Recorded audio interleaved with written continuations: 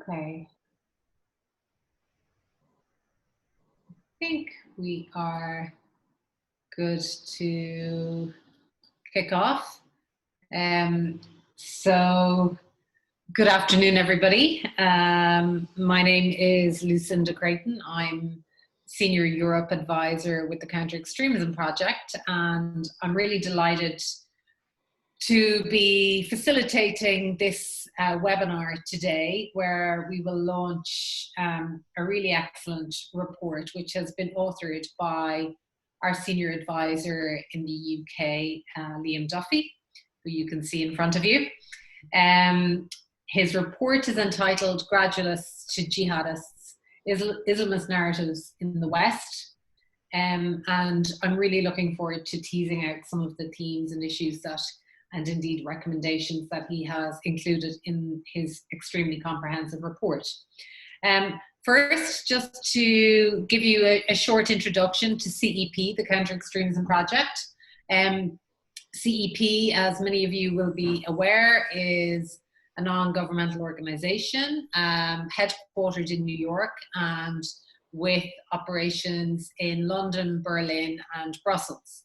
CEP is a non-profit, non-partisan international policy organization which was formed to combat the growing threat from extremist ideologies through various means, including pressuring financial support networks, countering the narrative of extremists and their online recruitment, and advocating for strong laws and regulation and indeed policies in Europe, the US, and beyond.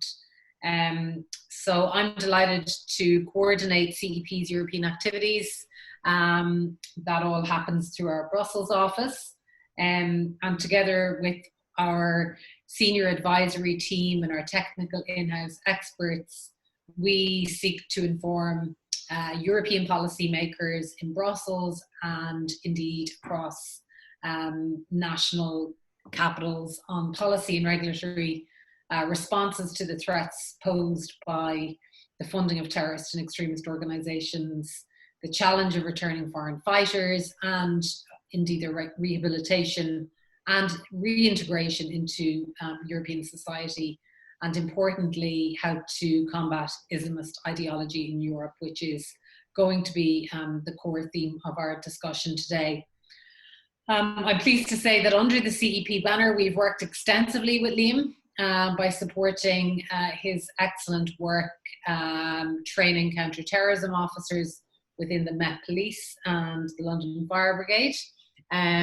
We've recently launched a podcast series called Fighting Terror, and one of our first episodes was recorded with Liam and Saad Amrani, the Police Commissioner for Brussels. It's a wide-ranging discussion which I'd encourage you to go and download and listen to when you have an opportunity. And it can be found on the Counter-Extremism Project Spotify page.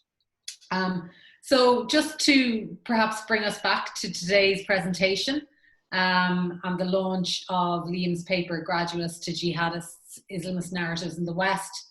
This is a really groundbreaking, I think, insightful yet practical report which seeks to bridge the gap between the myriad of academic studies of the activities and narratives of Islamist groups and indeed the narratives which are being peddled across our communities. So I guess, sadly, we have been reminded most recently in France and in Austria of the devastating consequences of the proliferation of Islamist narratives in our communities.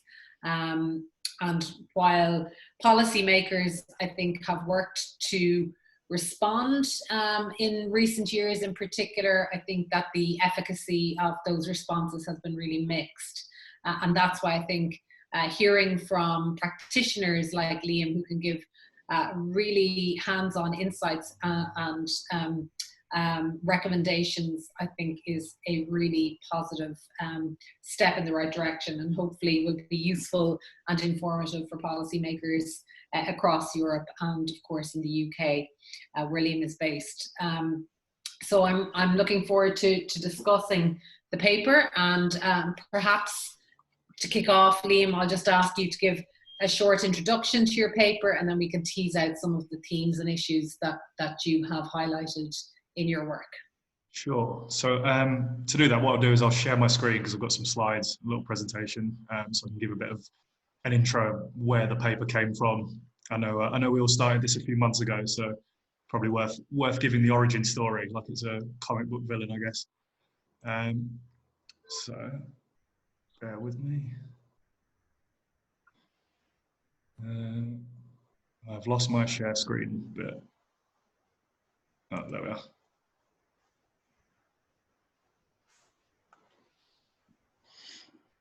Okay.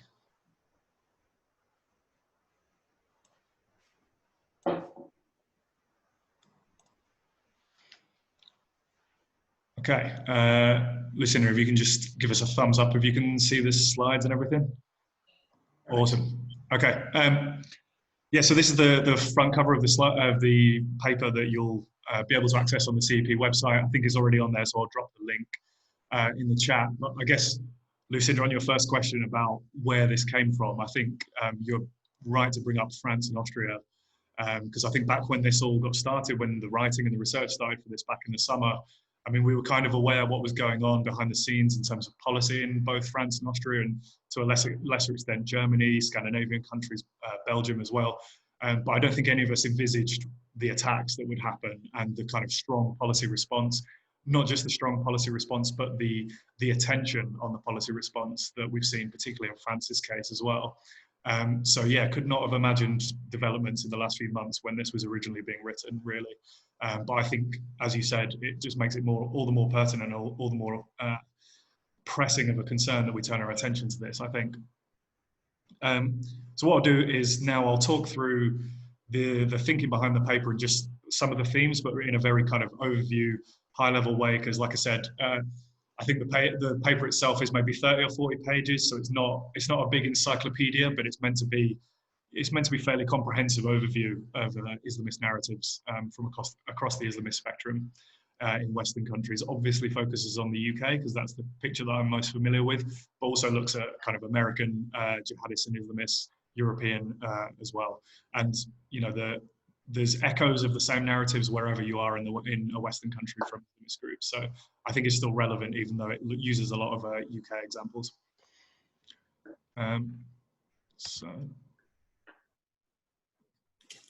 just a bit about why I wanted to do this paper. So I think there's a few reasons. One of the main reasons I thought, and I will flesh this out, is, you know, since 9/11 and since we've had, you know, all sorts of jihadist attacks in Britain, in France, on America, all sorts of European countries, the debate is just, you know, constantly stalled in this kind of, you know, it's nothing to do with Islam, or it's everything to do with colonialism and socio-economic factors or racism and things like that. Like we've seen a lot in the French debate recently. There's a lot of attention on France's policies, or the other side of the coin, usually coming from the political right of the spectrum, is, you know, this is everything to do with religion and everything to do with Islam. And I just think this is kind of missing the point of what we're talking about when we talk about Islamism. So I will come back to that, but there's a reason I wanted to maybe present a third way to break that deadlock between those two conversations, which I just don't really think have moved on very much in the last 20 years.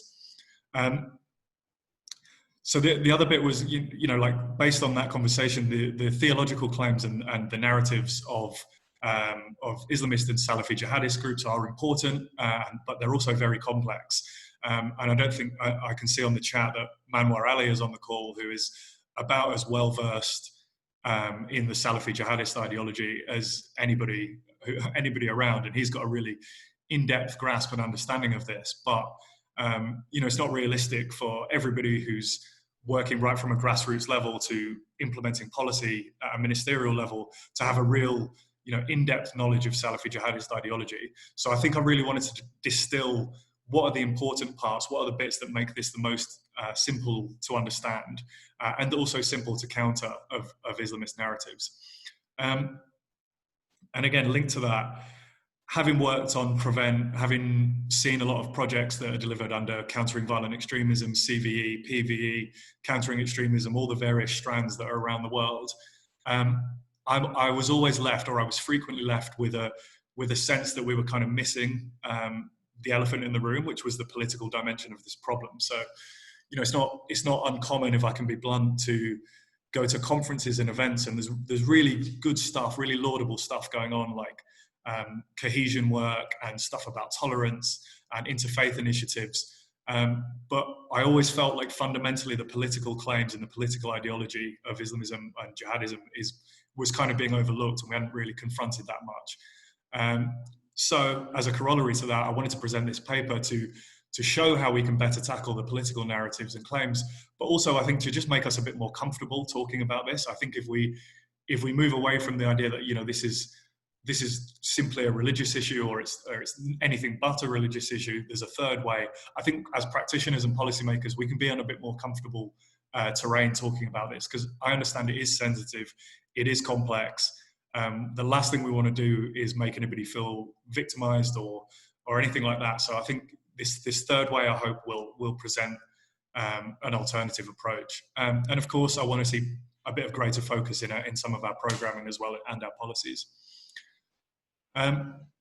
So to explain how I want to do that, the paper's kind of divided into two parts. So the first looks at Islamism, so what exactly I mean by Islamism. So I'll talk over what exactly I mean. So at the top there, you can see Islam is the solution is a Muslim Brotherhood slogan. Muslim Brotherhood being kind of the movement or the political party in Egypt, really, that gave life to the modern Islamist movement. And what they mean by Islam is the solution is this: it's not just a private faith for private belief. They mean it's this kind of all-encompassing guide for life and ordering and structuring society. So Peter Mandeville, who's an expert on Islamism, I won't read out the definition there, but he talks about it in terms of forms of political theory. And really, it's about how you reorder society and the state along Islamist principles. So what we've seen, although the Muslim Brotherhood and their kind of counterpart from South Asia, the Indian subcontinent, Jamaat-e-Islami, they really gave life and breathed life into the modern Islamist movement. But we've seen a massive evolution and divergence and splits along the Islamist movement, where new scholars and new theorists have come along, and they've really created their own strands of the Islamist movement as well. So I think one thing I really wanted to get across in this paper was, I would argue, again, going back to what I said a moment ago, I would argue that we've neglected, or we've not really respected Islamism as a political theory. I don't think we've respected it as an intellectual tradition either. It's not, we kind of talk a lot about things like hate, and I don't think that really covers it. Like most Islamists are not, hate-filled, snarling monsters. They're very articulate, they're educated, they're middle-class professionals, very compassionate. The non-violent Islamists, many of them will sincerely recoil and reject the jihadist violence that you see as well. So it's a really diverse and complex movement.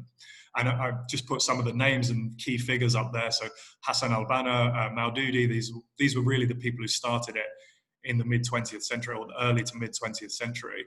And you can see the quote from al-Banna there. He talks about, this isn't just a faith, it's a nation and a nationality, a religion and a state, a spirit and a deed, a holy text and a sword. So it's a much, much more comprehensive, and, it governs every aspect of life for Muslim Brotherhood beliefs. And then you've got scholars and theorists who come along, like Sayyid Qutb, who, as we know, was very influential on bin Laden and the Al-Qaeda ideology. And then people like Abdullah Razam, who came out of the Soviet-Afghan war. These are people who really evolved and built on the work of people like al-Banna and Qutb, and obviously scholars before that from centuries gone by. But they really developed the thought, and Azam is kind of referred to as the father of modern jihad, because he came up with the idea that the best way of implementing Islamism as a political theory is to wage this more global conflict. And then even today, we've got people like Al-Qaradawi who are alive. He lives in Qatar. He's one of probably the most senior and important Islamist ideologue in the world, and extremely influential. So, I think this is what I mean about, it's either this debate about it's nothing to do with religion or it's everything to do with religion. We have a mix of scholars and intellectuals and school teachers even, and university professors and journalists like Maududi have really built and kept building on the work of their predecessors and forebears to create this modern and diverse intellectual political system. So I think if I could argue one thing to take away from today, is I think we need to respect it as a political theory more. You know, in the way that we might respect Marxist-Leninism as a political theory. We know that's a political theory. We know some of the main scholars and some of the main theorists when it comes to Marxist-Leninism. It's in the name. But we don't really have that same intellectual respect for Islamism. This is not me saying we should all be Islamists or support Islamism. I'm just saying, you know, we need to, as a challenge to the kind of liberal democratic nation state model, I think it should be respected in its own right as an intellectual creed. So again, to flesh that out and how it manifests itself in the West. So the reason for the title, in fact, of Gradualists to Jihadists is I think sometimes it's useful to think of Islamism as a spectrum. So like with some of the people I showed a moment ago, it's a very diverse movement, but there are people who differ on the best way to implement these plans. So on the one end, we've got movements like Jihadists and the Muslim Brotherhood, which are sometimes called gradualists because they've got this very long-term vision for how to achieve this. It involves democratic participation, it involves proselytizing, it involves civil society action. And what we've seen in the West in the 20th century was a lot of people from both of these groups settle in Western countries and start their own organizations, start NGOs, go to university, and really, you know, implant the seed of these political beliefs in Western countries. On the other side of that participationist to rejectionist line, we've got the revolutionary groups like Hizb ut-Tahrir. So Hizb ut-Tahrir's model is more about, they have quite a specific plan about, for example, infiltrating the military and law enforcement and government in Muslim majority countries and then having a coup or a revolution and installing an Islamic state. So there's a much more direct path to action than there is, for example, with the Brotherhood. And then obviously, when we think of Islamism, I think most people think of the actual terrorist groups. So the Al-Qaeda, the Islamic State, Al-Shabaab in East Africa. So these are the Salafi jihadis. So again, this is not meant to be the final word on this, but I thought this is a helpful way to present it. The gradualists, the revolutionaries, and the Salafi jihadis. So when we talk about Islamism, I'm talking about that spectrum of belief and that spectrum of how to implement those beliefs. Then just to make it even more complex, we've got another outer layer on top of all this that are sometimes called the revivalists or groups looking for an Islamic revival. And there's a lot of groups, I think, that fit this bill, particularly in Britain and France. So they may not have formal connections to groups like Muslim Brotherhood or Jamaat-e-Islami, but they do exist in their ideological orbit, and there are people in those groups who maybe have crossover with the groups that were set up by the early, for example, Muslim Brotherhood figures. And I think their goal is much less in the finite tactical details, but is in the finer tactical details, but it's much more a long-term vision about spreading their interpretation. And I think their view really can be summarized as we kind of organically spread our view, the resistance to our political agenda will diminish. So it's a very, very long-term vision. But I think, you know, arguably we can overplay the role of groups like the Muslim Brotherhood in the West, but the revivalist groups are just as important, as even more influential, I would argue, nowadays. So this gets us onto the narrative. So what I wanted to do to make this again, as simple as possible for practitioners and policymakers was look at the four themes that keep coming up for Islamist groups across the spectrum. So what are the groups that are connected to the Muslim Brotherhood saying? What are the groups that are maybe not connected, but they share their ideological foundations? What are these groups that exist in this kind of Islamist Salafi crossover? What are they saying? And where is there significant overlap with the jihadist groups? And the reason I think this is important is because I think there's a lot of instances where Islamist groups, the non-violent Islamist groups, are inadvertently introducing a variation of jihadist narrative and jihadist belief into the mainstream. So actually what we're seeing is a lot of jihadi recruits to Al-Qaeda in the early days, but now, you know, since we had a bit of an exodus from Europe to join ISIS in Iraq and Syria, I think what we saw was a lot of those people had already been introduced to jihadist thought and narratives by non-violent Islamist groups. And I have to stress, in many cases, this is inadvertent. It's not deliberate. It's not that these groups want people to join ISIS.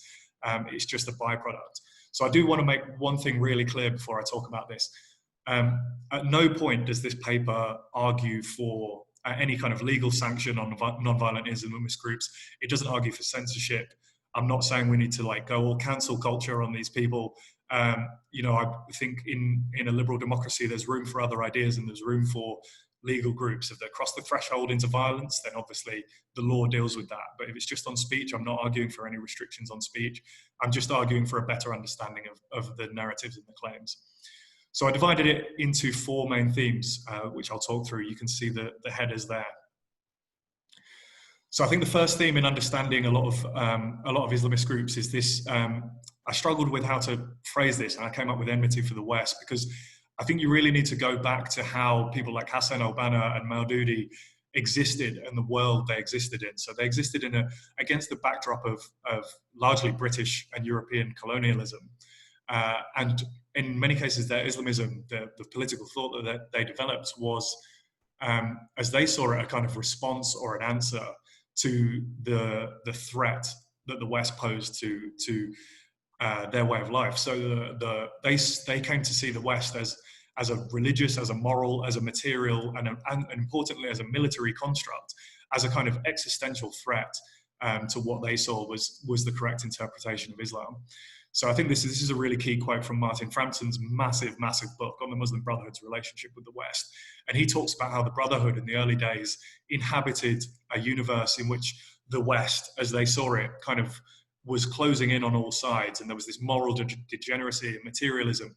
And there's echoes of the Crusader battles in the previous centuries. And I think a lot of modern Islamist movements have still carried that belief or that sense or that paranoia even into their modern activities. And you can see it, I think, even in the way that Islamist groups sometimes get more animated about what the West is doing or a Western country is doing than, for example, China's persecution of Uyghur Muslims. It's much easier for them to get animated about Western action because, I would argue, partly because it's in their cultural DNA. And then, as I said, we've got people like Qutb who really took this to the next level. And Qutb, I think there's all sorts of famous and quite funny stories about Qutb. You know, he went to Greeley in Colorado, which is this kind of tiny, rural, conservative town. And he was just horrified by the moral depravity in a church dance. And he came back with a real sense of hostility towards Western society. And his writing really influenced the Islamist movements that came after him. And obviously, as the 9/11 Commission report concluded, it was deeply influential on bin Laden. So bin Laden came up with this much more conspiratorial idea of this Crusader Zionist alliance, which is really his variation on the theme of how the West is a cultural, religious, moral, and intellectual and material threat to Islam and Muslims. So even in his letter to America, he said, "It's saddening to tell you are the worst civilization witnessed in the history of mankind." So it's fair to say no love lost left for America. And that's not just about military, that's about culture, morals, and religion as well. And you see in ISIS as well, you see them talk about Crusader Zionists and Crusader Zionist alliance as well. So it is really this idea that the West poses an existential threat. And we see it in a lot of domestic Islamist movements in France a lot as well. You will see when there's this cross-pollination with Salafist movements, you will see the Salafist movements advocating disavowal or removal, withdrawal from everything that they believe poses a threat to their interpretation. So the second narrative theme is about an Islamic State. So I'm very careful to say an Islamic State here, not the Islamic State. So I'm not talking just about ISIS. Islamist groups, as I mentioned before, really for most of them, the ultimate objective, whether that happens in 200 years, 300 years, or within 10 years, or as ISIS thought it was going to happen in 2014 and 15, the revival of an Islamic State or the Caliphate is a really important overriding objective, but also a narrative for Islamist groups. And the reason I say it's a narrative is because the ideal of a caliphate, I think, has resonance beyond simply Islamists. Like, it has resonance in Muslim communities, and it's not necessarily a bad thing or a bad concept. I'm not making a moral judgment on it. But when it comes to the Islamist groups, the reason I say it's a narrative is because it almost takes on a utopian dimension. It's almost like, the West is threatening us. The West is this existential threat. There's all sorts of ills afflicting the Muslim world. if we revive the caliphate, if we restore an Islamic state, we will have this kind of utopian existence. And this is the way it manifests itself in a lot of Islamist thought. And you can see some of the examples of how common this is in countries like Britain and America. You've got Hizb ut-Tahrir there, a poster from just earlier this year, global turmoil to global tranquility. So this is their idea of what will happen if the caliphate is resurrected. So this is what I mean about it being utopian. It's at the moment there's turmoil. If we achieve this goal, we'll live in tranquility. So it's that utopian dimension. And then on the right-hand side of the screen, from a popular Islamist news site in Britain, we've got the concept of they were attacking people for delegitimizing the concept of a caliphate. The most interesting part about that for me was how Italy, France, Belgium, Spain are included in their kind of idealistic map of a caliphate. And bear in mind, this is a non-violent Islamist group. So this is not a jihadist ambition, unlike this map, which was ISIS's map. A non-violent Islamist group apparently sees these territories as falling under an Islamic state. So I think the really, really key thing here is how people mobilized, and we can mobilize for the caliphate when ISIS declared it in the summer of 2014. So this, the quote on the screen is from Baghdadi when he gave his sermon at the mosque in Mosul. He said that, you know, it's your religious duty, your obligation to travel to this newly founded Islamic state. As you can see that graph there, it's a bit complex, so I won't go into the detail. But if you just look at that second bracket where there's two red lines, that's the biggest influx of foreign fighters to ISIS, from not just from Europe or the West, but from around the world. And the biggest influx comes just after the Caliphate declaration. So obviously causation doesn't equal correlation. Correlation doesn't necessarily equal causation, of course. But what we see is I would argue, is we see how resonant the ideal of a caliphate already is. And one hill that I'll die on, I think that we got how ISIS was radicalizing a bit wrong. I think we thought that ISIS was radicalizing from scratch, and you know, young people across Europe were having this radical transformative process. I would argue in a lot of cases that what ISIS was doing was successfully mobilizing people who were already radical, mobilizing people who had already been introduced to extremist narratives, in many cases by non-violent Islamist groups, or sometimes they existed in kind of Salafi jihadi networks. So I think that's a real key thing that maybe we need to look back on, and how we understood what ISIS did and how successful they were. The third narrative, again, this is really linked to the first two, and it's this idea that there's a war in Islam. So I think we all know that bin Laden and ISIS were keen to stress that there was a global war in Islam led by America and the West and Israel. But it's not uncommon to hear what we call the non-violent Islamist groups say the same thing, that there is a global war in Islam. They do. I think we need to be careful when we talk about non-violence as well for some of these groups, because what it actually is in a lot of cases is more of a contextual or strategic renunciation of violence rather than an endorsement of pacifism. So you see with a lot of the groups, they will support violence in some cases, like with Hamas, for example, the Muslim Brotherhood. Particularly in the 90s and the 2000s, Hamas was a major issue for them, and still, I think Austria raided some Muslim Brotherhood-linked institutions just recently, and I think that was on the grounds that, you know, there was funding going to overseas militant groups. I don't know whether it's Hamas or not, but so it just shows you it's not pacifism, it's violence where it's contextually appropriate.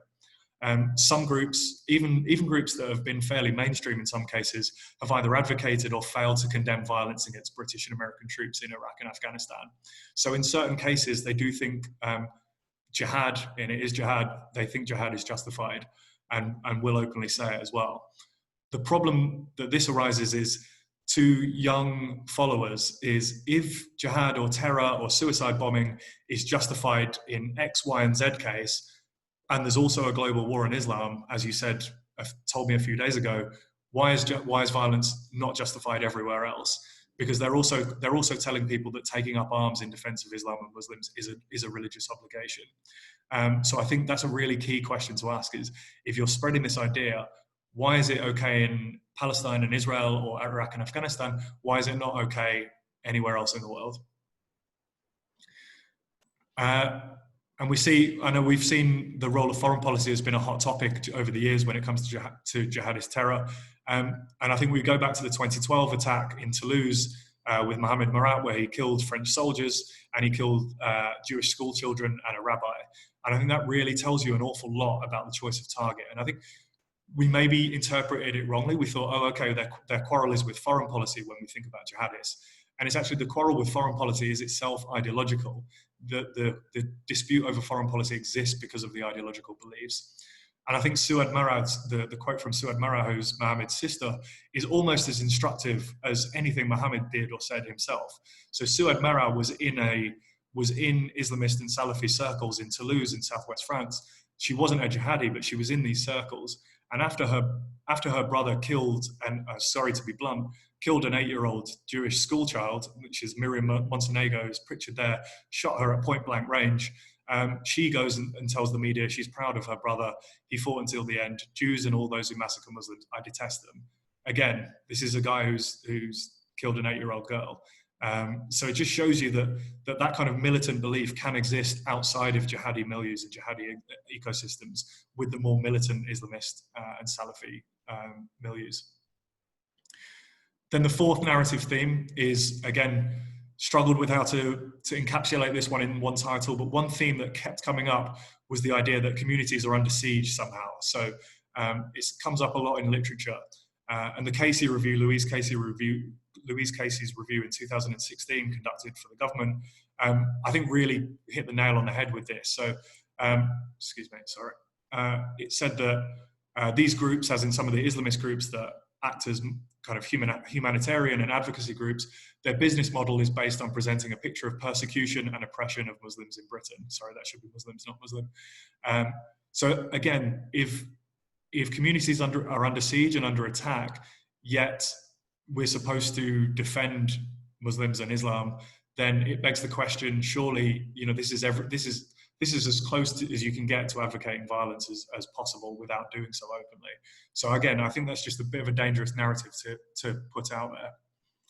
And one thing that really came up in a lot of the research I was doing was how many groups compare the plight of Muslims in the West today to a kind of pre-genocidal state. So there's a lot of allusions to 1930s Germany and 1930s Europe in a lot of the literature and a lot of what they say. Saying that we're on the verge of a genocide here, and this is, unfortunately, I didn't have time to include this in the paper, but this was as obvious as it can get with Abdel Hakim Sefroui, who was quite a well-known radical preacher in the suburbs of Paris. He talked about Samuel Paty, who was obviously the school teacher who was gruesomely assassinated in Conflans in the suburbs of Paris recently. He told his followers, if we tolerate this, tomorrow we might get what happened in Srebrenica, which is obviously the Serbian genocide of Bosniak Muslims. So he's saying that, in France, we're on the verge of a genocide. So, if you're on the verge of a genocide, to me, that is as close to a call for violence as you can really get. And just a quick case study, I think this guy is extremely, extremely important in this picture. So Anwar al-Awlaki is important for a couple of reasons. One, for people who don't know, he became basically Al-Qaeda's most important Western recruiter and English language ideologue. But as his chronicler, Alexander Melugru Hitchens, said in his recent book and in papers he's done before, he kind of moved along that Islamist spectrum from mixing in these activist Salafi and Islamist groups, and then eventually ended up with Al-Qaeda. But I think the key point is that his ideological adjustment, in Hitchens' words, was painless and minute from the man who was invited to the Pentagon because he was seen as, a partner in the fight against terrorism. So it wasn't a huge ideological leap for him to go from that to, probably the most influential Western jihadist we've ever seen. And then the other point of this is Al-Awlaki, sadly, was introduced to large audiences in Britain by non-violent Islamist groups. So as late as 2009, 2010, he was speaking via video link in a lot of cases to university campuses. He was speaking in mosques that are linked to Jamaat-e Islami and the Muslim Brotherhood. So, when we saw 5-6 years later, a large number of people answer Baghdadi's call to go and fight jihad in Iraq and Syria, you have to ask, how many of them were introduced to what al-Awlaki had to say 5 or 6 years earlier. And just on that narrative about communities under siege, this was one thing that al-Awlaki was bang on. This is one of his favorite themes. And this is something he said not when he was in Al-Qaeda. This is something he said before he even left the West. So he said, Muslims of the West, take heed and learn from the lessons of history. There are ominous clouds gathering in your horizon. Yesterday, America was a land of slavery, segregation, lynching, and the KKK. And tomorrow it will be a land of religious discrimination and concentration camps. The war between Muslims and the West is escalating. So again, this is a guy who's legally operating, you know, again, I'm not saying he shouldn't have been at the time, but putting out this message, which is the same message that Al-Qaeda wanted to put out into the mainstream. And he built up a really mainstream following by this point as well. So there's a lot more in the paper that you can get your teeth in if you're interested, but hopefully that gave you an overview of the 4 narratives. Again, not arguing for speech restrictions, not arguing for legal measures, just arguing that I think if we can look at those narratives and try and dissect those political narratives, because if you look at them, we're talking about foreign policy, we're talking about domestic policy, we're talking about a system of governance in the way that the caliphate, the Islamists want, or the Islamic State, the Islamists want, to me is comparable to the ultimate goal of, you know, Marxist-Leninists or other political groups who have this idea for how they want to order society, like any other political theory. It's just that in some cases, people are willing to commit acts of violence in pursuit of it.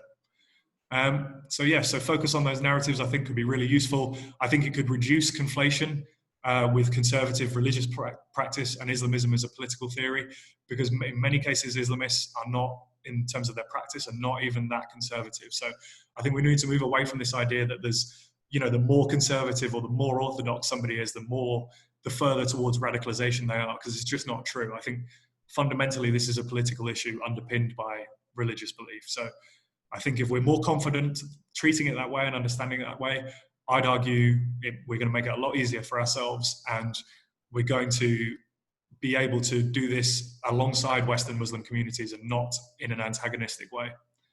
Okay. So thank you for listening to that presentation. I hope I didn't drone on too long. I've got no idea how long I talked for. If you want to get in touch, that's my email. And thank you to Lucinda as well for introducing. I've written a few things recently for Unheard on this topic and The Spectator, so you can check those out as well. But I will also drop a link to the report in the chat as well, so everyone can access it. But yeah, thank you. Thank you, Liam. I think you have really comprehensively outlined your thought process in terms of the different strands of narratives which are relied upon through the entire spectrum, if you like, of Islamist thinking and theory. One of the things that you've emphasized is that, you know, there is quite a significant overlap in the narratives which are used by non-violent Islamists and, you know, Salafi jihadists. How, I suppose, from a policymaker point of view, you know, how do you differentiate between those? Is there a way to draw a clear line between those different groups, or do we just have to accept that there is a sort of a gradual overlap and really it's not, you know, it's just very difficult to sort of to clarify or identify the differences between them? Well, I mean, yeah, it's one of the obviously we live in liberal democracy, so it's the kind of challenge that if we weren't facing a jihadist terror threat, I know you know, there's a far right terror threat as well. In America, maybe it's got a more pronounced white supremacist terror threat. There are non-violent white supremacists as well. So I don't think we can criminalize these groups. I think if they do cross lines, if they do, you know, for example, fund terrorist groups overseas, like Hamas, for example, I think, you know, we need to use the law in those cases. But in terms of identifying the non-violent Islamist groups, it can be really tricky, because in a lot of cases, they completely vigorously deny links to Islamist political parties like the Brotherhood or Jamaat-e-Islami. And in fact, to the point where journalists and activists face extremely severe legal threats for trying to expose those links. So it's really, really tricky territory, I think, for policymakers. I think there are methodologies that you can explore for how to recognize these groups better. I think these narratives present a good way of doing it. If they are pumping these narratives into the mainstream, are they the best community partner? Probably not. I can see an old colleague of mine from Southeast London on this call who'll be very familiar with I think with one of the figures who does peddle some of these narratives. And I think it's just important that we don't, just because they're not terrorists, we don't think that they're the best kind of community partners or grassroots partners, because I think sometimes the agenda or the actual impact of what they say and what they do can be a lot more damaging than we think. So I don't think we should be criminalizing unless people do cross that line into criminality. But I think there are things we can do, and I think not necessarily mainstreaming and not necessarily giving these people as much oxygen, I think, as we do, or treating them as credible partners in the fight against terrorism, I think is an important step. So that's a really important point, I think. Then how, obviously throughout Europe, and I think very extensively in the UK, there's obviously a very big emphasis on grassroots engagement, community engagement, and so, and in many instances it's extremely effective. But how do practitioners, how do law enforcement agencies and others identify who are the suitable, appropriate partners and who are those that perhaps you don't want to engage with, or you don't want to provide that platform to? Well, that's really tough, and I think there's a distinction we need to make between maybe civil society actors and maybe local government actors and law enforcement, because I think in some cases law enforcement and the security services really have no choice but to speak to non-violent Islamist groups. They have to engage because on counterterrorism, sometimes they can be good partners in terms of intelligence and all sorts of things like that. But when it comes to the prevention, when it comes to preventing radicalization and preventing extremist ideologies and narratives entering the mainstream, I don't think these groups are suitable partners. And I think, again, recognizing the narratives and recognizing Lorenzo Vidino, the director of George Washington program on extremism, has done a lot of work on this and how to identify the typologies of Islamist groups in terms of recognizing where there's funding to known Islamist groups. We're recognizing where there's crossover in terms of personnel. But I think so much of this is due diligence, is just, let's make sure we know who we're dealing with before we deal with them. And let's make sure we're happy with everything they've had to say and not give people, I think this is a really key point and a bit of a controversial point, but don't give people a pass that we wouldn't give to the far right. I think that's something I'd say. We don't give the far right a free pass on some of this stuff when they say clearly toxic and racist things, but we do, I think, in a lot of cases when it's Islamist groups, we afford a bit more leniency. So I think just apply the standard consistently would be a good start. Is that just a lack of understanding and ignorance, a fear of accusations? What is it that causes us to treat the far right differently to Islamist groups? Understandably, I think fears of racism are key, and that's not just a cynical fear, because some of the groups that object to having their activities and narratives scrutinized are very keen to play that card in order to ward off attention. So it can, I think we all know being called a racist when you're not or something is an incredibly damaging charge to have leveled at someone. So I think it's understandable that people are nervous about this. But again, I do think there's a bit of a lack of understanding there, and it's nobody's fault. I think there's not enough literature out there, and I hope that's one of the gaps that this paper tries to plug. There's not enough literature and not enough research on how for policymakers and practitioners to better understand this problem. So I think, as you said, we'll be doing more work on this. So I hope this is the start of a conversation, and we can put out as much more detailed information on how we can recognize and better understand this problem in a more holistic way, rather than just thinking of it as just individual jihadists, for example, which I think does not capture the problem at all.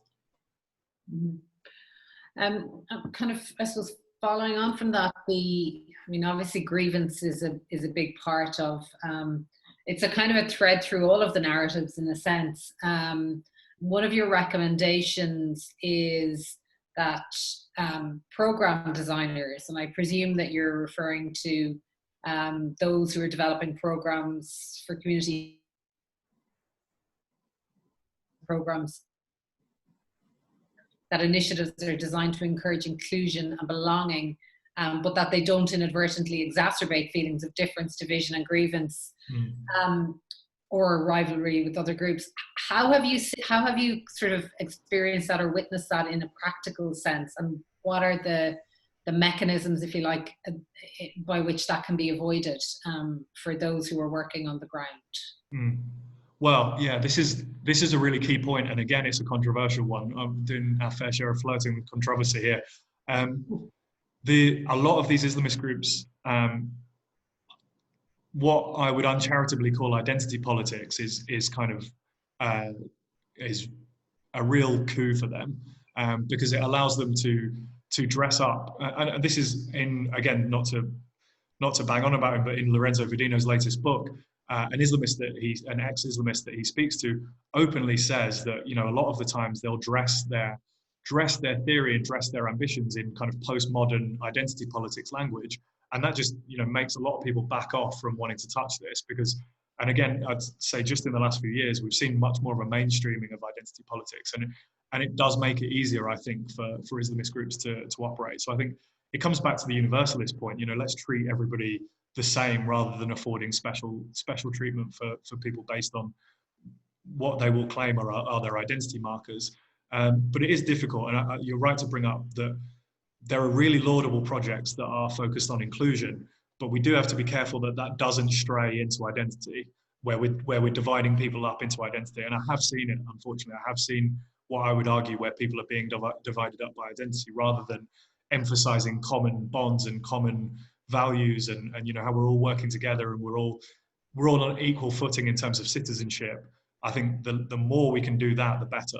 So I think we should always bear that in mind when we're thinking of inclusion. We need to make sure that we're not playing into the hands of people who want to say that, you know, one group is victimized or one group is you know, receiving unequal treatment.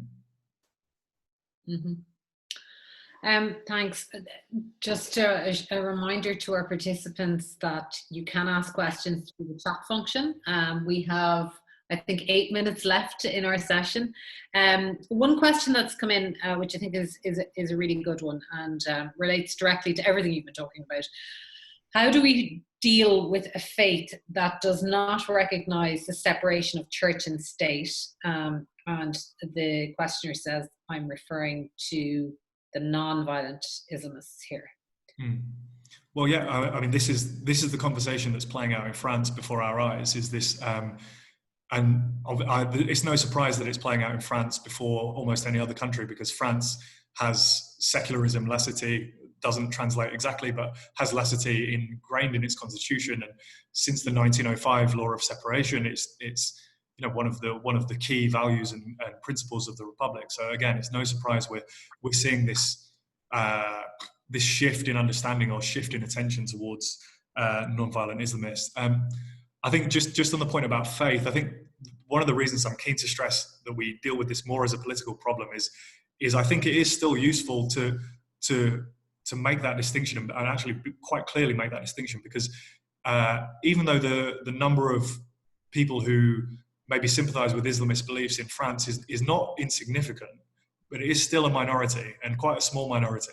So most, there's data on this, most Muslims in France have no problem with secularism, French secularism. Most have seen no contradiction between their beliefs and the values of the Republic and the Constitution. So it is important that we bear that in mind. This is a minority phenomenon, but it's not an individual phenomenon. We're not dealing with like isolated individuals. We are dealing with the growth of an ideology. And in terms of how you deal with it, I mean, from my point of view, in countries like Britain, America, I don't know, the questioner who's asked that question is from Canada.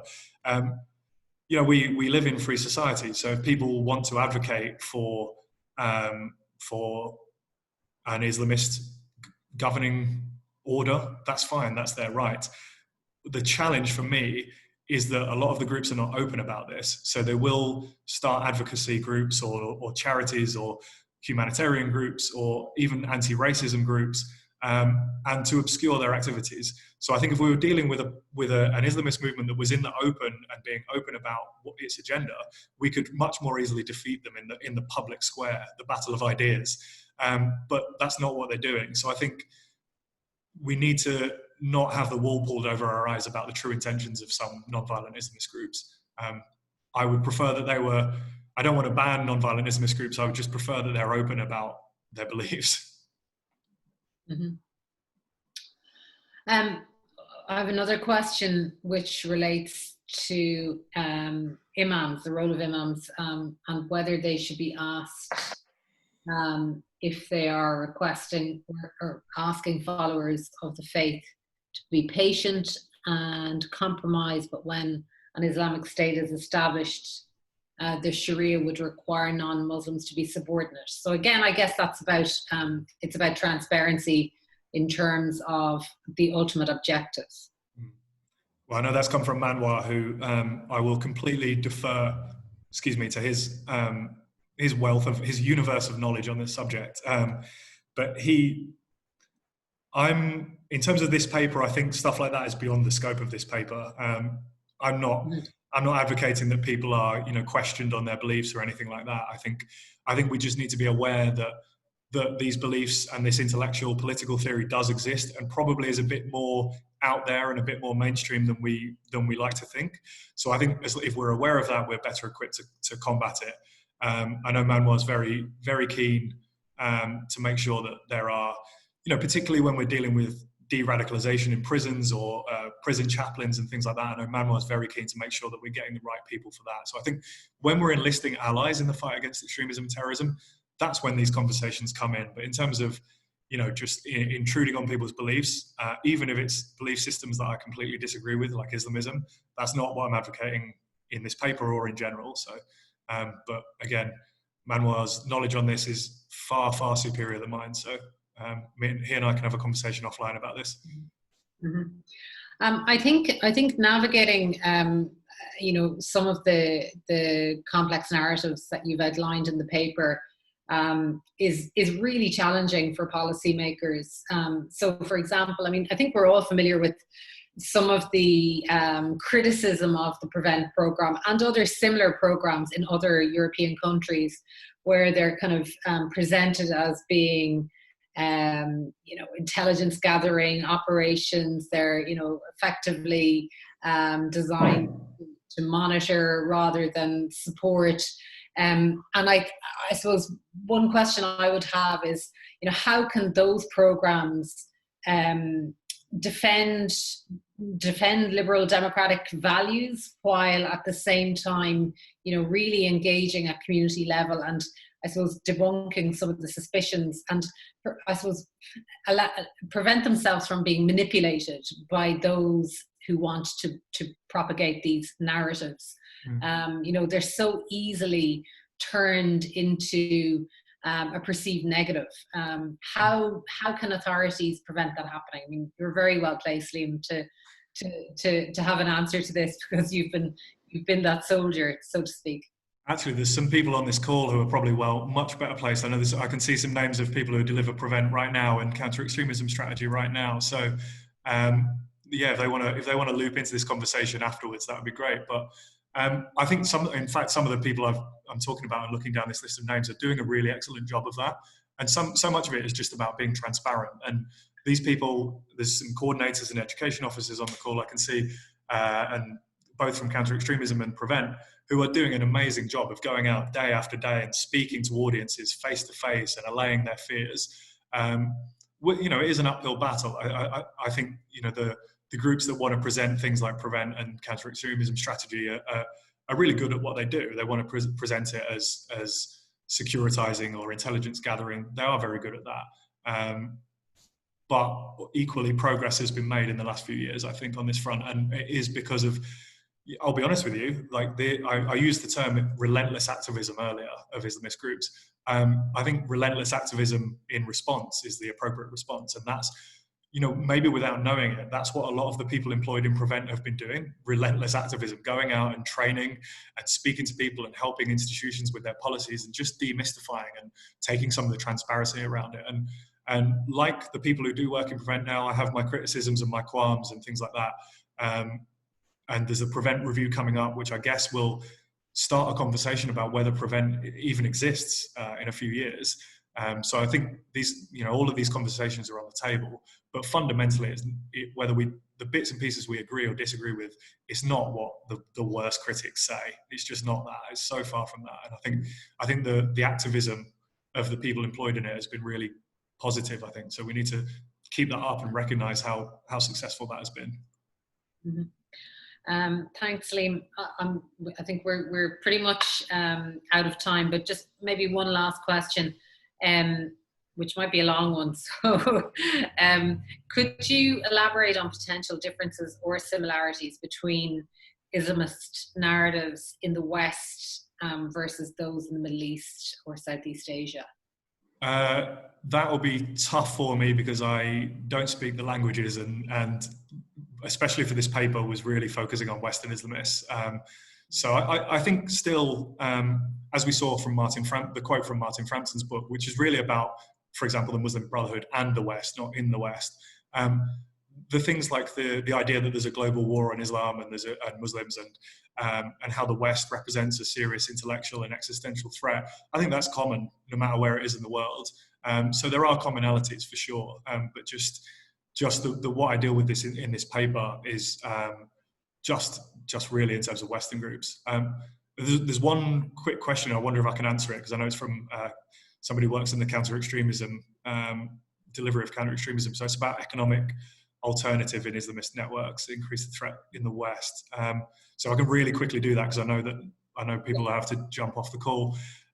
If I'm understanding that one right, I'm so sorry if I'm not, but talking about how socio-economic factors influence this problem. I think they're definitely part of it.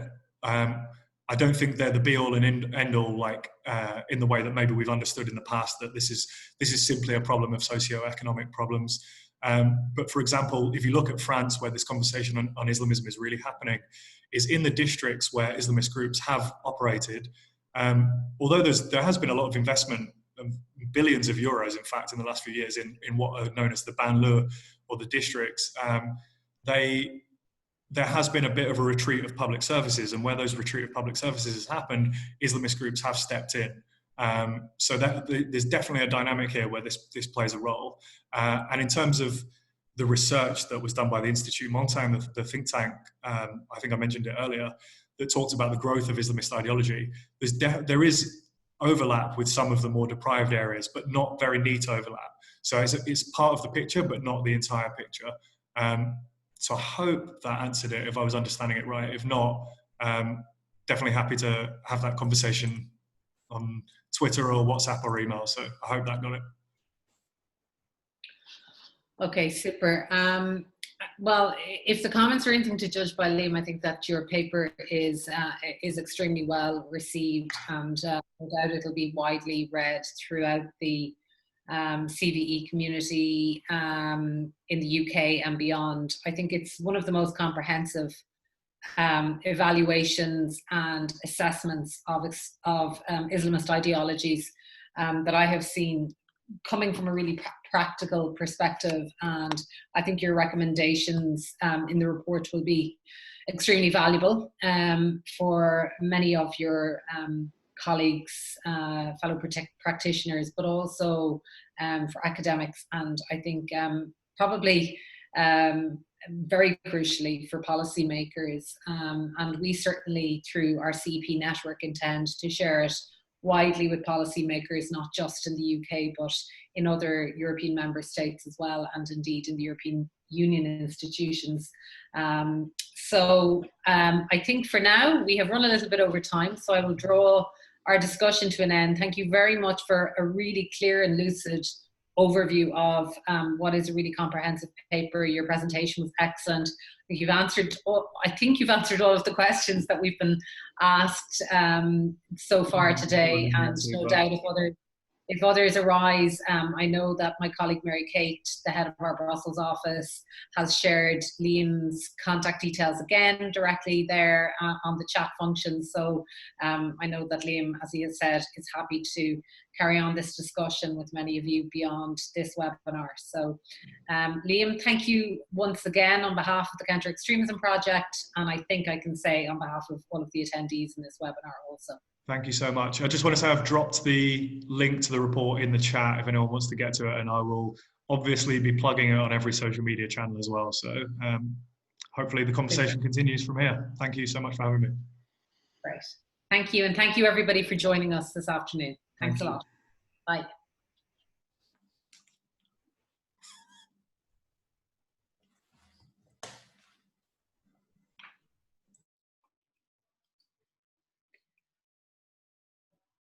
Okay, have we stopped broadcasting? Not quite.